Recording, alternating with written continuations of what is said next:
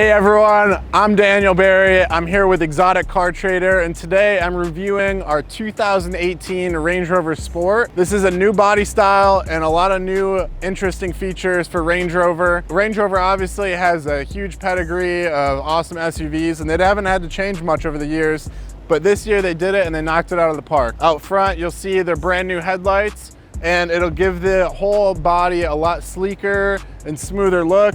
They rounded it out a little bit in the front, and down the sides, you can see the lines are beautiful on the car. The Range Rover Sport hasn't changed a whole lot in body style, but they do have some small differences that make it a little bit more rounder, a lot more futuristic looking, and they've upgraded a lot on the interior, which I'll get to in a second. The thing that really stood out to me is the size of these monster brakes that the Range Rover Sport has. This car stops on a dime. If you have a little bit of a more open wheel, you get to see those massive calipers, which is a really cool look for an SUV. The tail lights and everything are kind of rounded in, kind of gives it a little bit tighter feel in the back. It's still got the, built-in exhaust on it, which has a great note to it. But overall, the exterior of the car hasn't gotten a huge change. It's more of the interior, which I'll show you right now. So moving to the interior, this is where the big changes happen with Range Rover. The Range Rover Sport has an awesome interior now.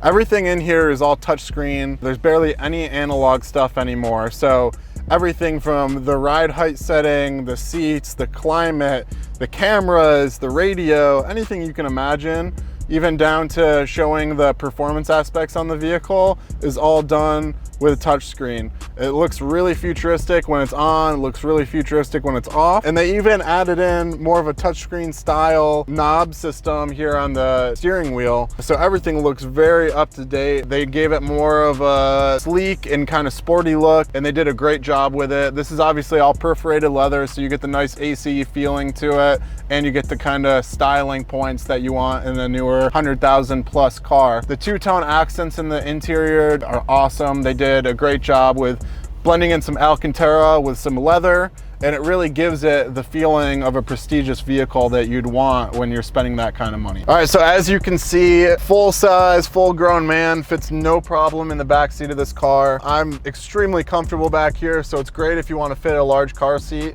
or if you're going to be bringing your friends with you around out to a long road trip or something like that. There's all the controls right here at your fingertips. You have different zone settings for the heat and AC, and for long road trips like I was just talking about, it's great because they have full outlets built in and multiple USB spots that you can plug in phones. On top of that, the center console in this back seat gives it almost a Rolls-Royce style luxury feel.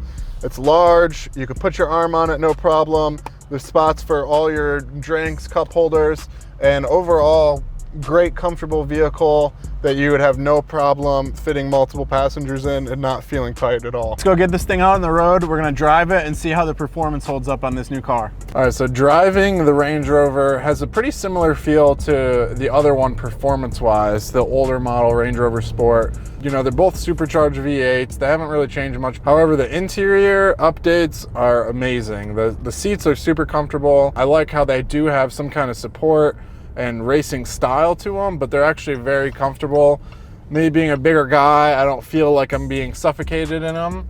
And they're obviously tight enough to where a smaller person can get on them and not feel like they're getting lost. The overall performance of the technology is awesome. So they upgraded all the center console stuff. Anything in this car has been completely gone through from an aesthetic point. All the center console touchscreen, the dashboard touchscreen, even the touchscreens that were added to the steering wheel make a huge difference to the eye, and it makes it look like a truck that's worth the money. Right now we're gonna test out a little pickup on the truck. I wanna see how it reacts when you get on the gas.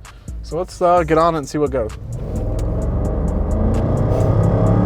Oh, wow. It reacted a lot harder than I thought it was going to. You get thrown back in the seat, so I mean, this truck being all-wheel drive does not spin whatsoever. It hooks pretty hard. When you have the V8 Supercharged Range Rover, it doesn't sound like a normal mom SUV. It sounds like a sports car. I'm actually really impressed with the performance on it. And the funny thing is, when you're on a highway and you get up to these speeds, you can't even really tell. If you want a mix of something that sounds aggressive and has speed. This is a very cool car. On the highway, it isn't really a driver's car though, in the fact where you feel everything. I like that. Some people don't. Some people want to feel like they're driving that aggressive sports car. But I mean, overall, this thing really moves. And for the size of it, it's compact enough where it's not super heavy, but you have tons of space inside. The back seat, I fit in perfectly with plenty of leg room, even with the seat all the way back with, you know, say a 6 foot tall person sitting in the front. Overall, Range Rover knocked this one out of the park. All right, if you guys want to see more review videos, follow us here on YouTube, click the subscribe button, and let me know in the comments what you want to see, because we have new inventory all the time. Check us out at exoticcartrader.com.